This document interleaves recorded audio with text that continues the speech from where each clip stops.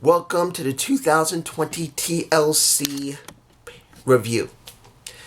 Now, I really wasn't interested in doing this pay-per-view. I forced myself to do it. And I know many people say, why are you forcing yourself? You don't watch WWE much. You don't do no reviews on it. I said, yeah, but still, I like doing the pay-per-views. And I do try to at least learn about what's going on from highlights and from other people's basic reviews of Raw and SmackDown. But I had to do this because there are a few bright spots in this pay-per-view. So I had to watch it. Now, this thing's crooked. Sorry about it, guys. The first thing, kickoff show. Didn't watch it, but I did find out who won. And I can't believe they put two people on the kickoff show that should not be there. Daniel Bryan is on the kickoff show. And Big E is on the kickoff show. Two guys that should be done something with and done nothing. I'm not taking anything away from Shinsuke Nakamura. I'm not taking anything away from Cesaro, Otis, or Chad Gable. Not talking about Baron Corbin. He's already had enough already.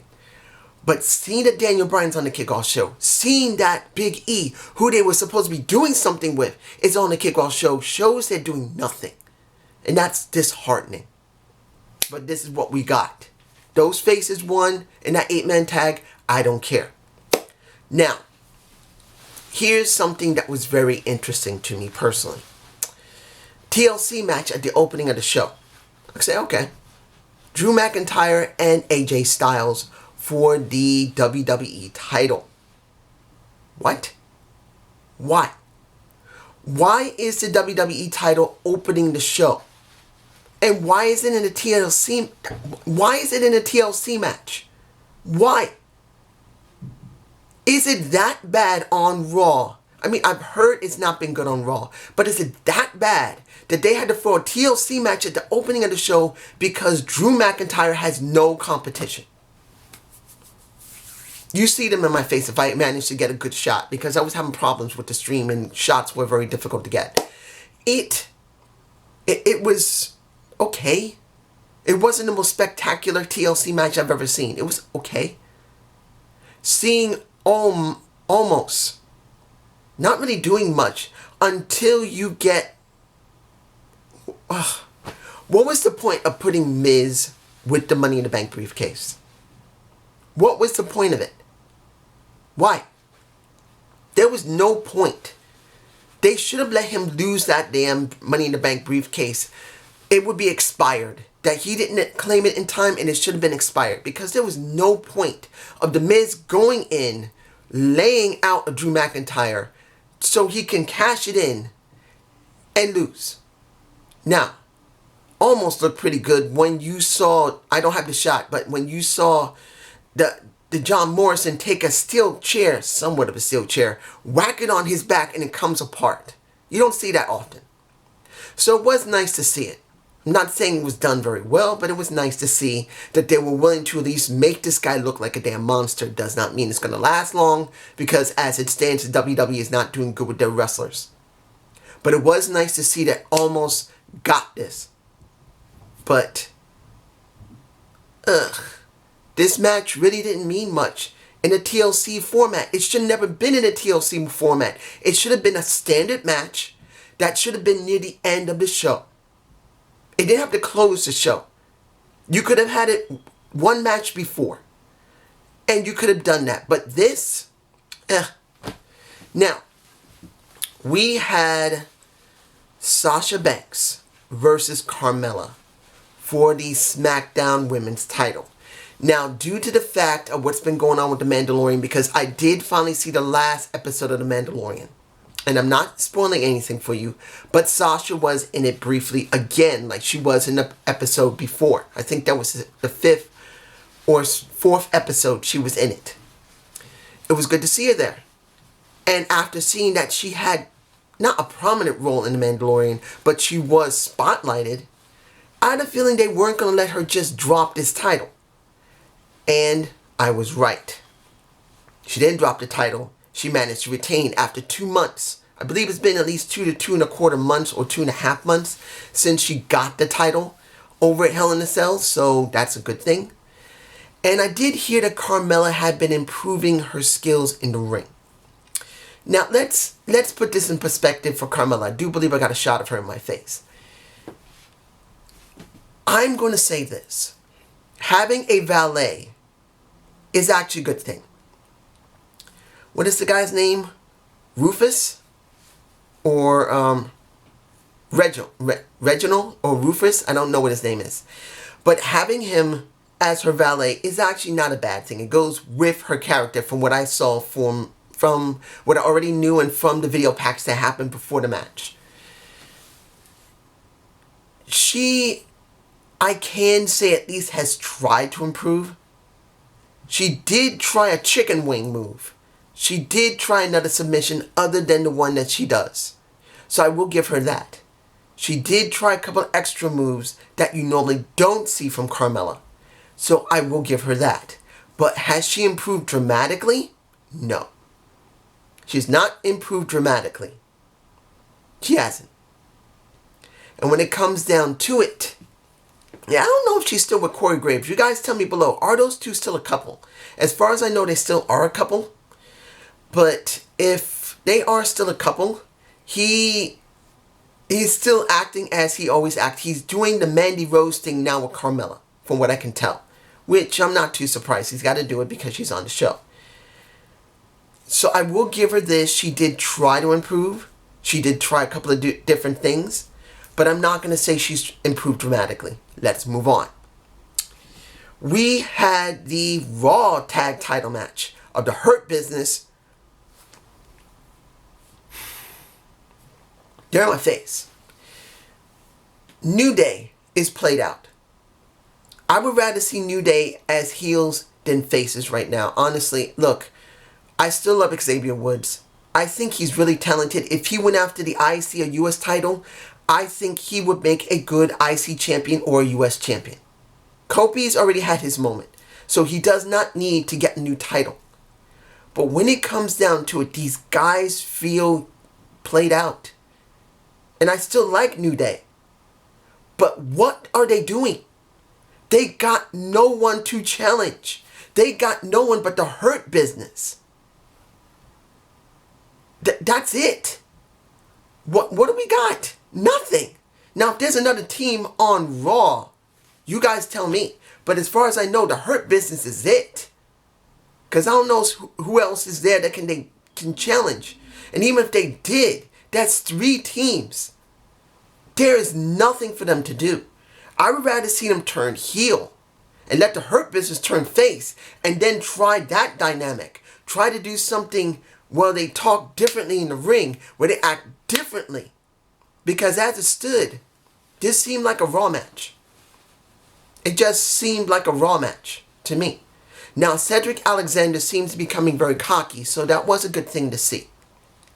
And seeing that Shelton Benjamin was going to win the match, but then you had Cedric Alexander tap him and get into the ring and give a gut check to a Kopic Hastings, and he won, was not a bad thing to see. Now the Hurt Business has all the mid-card and lower card titles. They have the tag titles and the US title. Fine.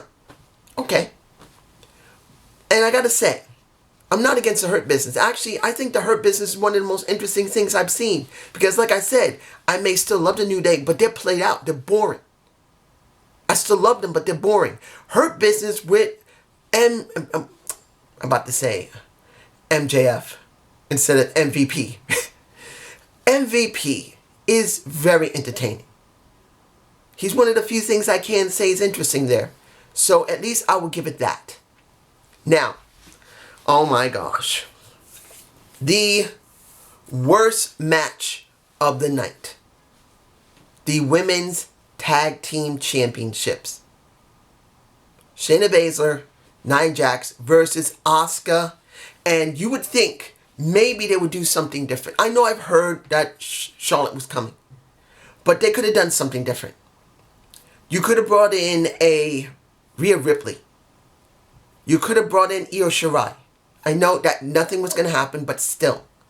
You could have done something different. If Ronda Rousey or Becky Lynch was ready, well, Becky Lynch is giving birth or has given birth now. If she was available, I'd rather see her with Asuka. Or Ronda Rousey with Asuka. But Charlotte, she's in my face. What's different? Charlotte looks skinnier. Her boobs look bigger. She feels as average as she's always been. Now, I know people are going to say, well, you're acting jaded. How am I acting jaded? Before she left 6 months ago, what was she doing?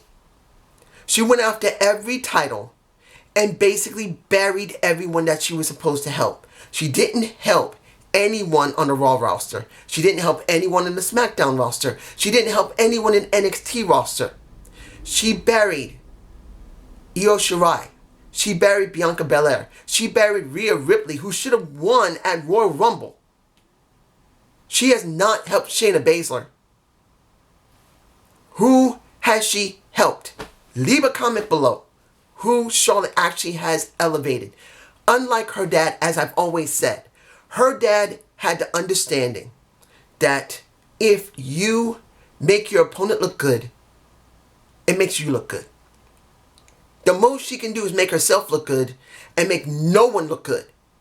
That's it. Unless it's someone she knows very well and is just as important as she is. That is barely enough for her to be willing to at least try to make the other person look good. And she didn't. This mash, I'm saying mash, it was mash. It was mashed potatoes. It was trash. And now Asuka and Charlotte have all the titles. The women's title for Asuka. And now the tag titles. Now you got Charlotte getting another accolade. 12-time champ. That's what they said at the beginning of the show. At the beginning of that match. 12-time champ. Tell me, what was the most important matches that didn't have Becky, Bayley, or, well, you can count Asuka and Sasha. 4 women. She's done nothing other than work with 4 women. You can't even say Ronda Rousey, because it was very brief. Done. Finally, the only match I cared about. And that was Kevin Owens versus Roman Reigns TLC match, which should have been the only match like that. The opening match was stupid. It should have been this. And this match was a good match. They tried to depict Kevin Owens as someone who can never quit. Kind of giving him the Daniel Bryan treatment. Like Daniel Bryan never quits. Now it's Kevin Owens who doesn't quit. And throughout the match, that's how it felt. Jey Uso was helping Roman Reigns. No sign of Jimmy. He's still injured, so he can't help. But Jey Uso went out multiple times. Got hurt, supposedly. Came back. Got hurt again. Came back and got hurt again. That's how many times they had to use Jey Uso. Which wasn't bad. He had to because he's the only soldier for Roman Reigns. Then, you see Roman Reigns' vicious side. This is him in my face. If I got the really close-up shot, I'm not sure if I did. Roman, my boy, was vicious. Ruthless. And it scared Paul Heyman. I like that. This is something we've been wanting from Roman Reigns for such a long time. And I enjoyed seeing him pummel and beat the living crap out of a Kevin Owens who just kept coming back for more and more. And eventually, by the end of it, the only way he could beat Kevin Owens is to not only give him a guillotine. You see the guillotine in my face. It was good. Then I don't have the shot of him getting hit in the nuts. A straight fist shot to the nut, to the sacks, the egg sacks. That was a good ending for a very mediocre show. This did not save it for me. Guys, look. Right now, WWE is dropping like a stone. They got a 1.5 rating for Raw. It is that bad. I know it's going to go down to 1.4, 1.3 soon during Christmas, going into New Year's. It's going to go down even more. And by the time, and I want to say this as a prediction, the first show of Raw 2021, you're going to see either Triple H, Stephanie McMahon, or Shane McMahon, or Vince himself come out and say, we're going to change things up. We're going to give you something new. Like they did in 2018, 2019, 2016. Nothing will be new. But this is just my point of view. Have a good day. Have a good... Oh, almost forgot. Okay, guys. I got a treat for you. At least I hope I do. This Monday, you will see a video being put up on my channel. It will be explaining certain things that's going to be happening hopefully for this next week. Now, I'm not guaranteeing 100% that it can be done. It will be explained in the video. That's going to come up tomorrow. I don't know when I'm going to be uploading. I got some stuff to do. But you will see a video up. It'll explain itself. And hopefully you will enjoy it and the next content that will be coming after it. Because you'll still get your AEW review on Wednesday. And we don't have anything happening on Impact this Tuesday. I will check just to make sure. But there's not going to be anything this Tuesday. Except recaps of what they've done in the last year. But you'll be seeing something new from this channel. Hopefully you will enjoy it. Peace.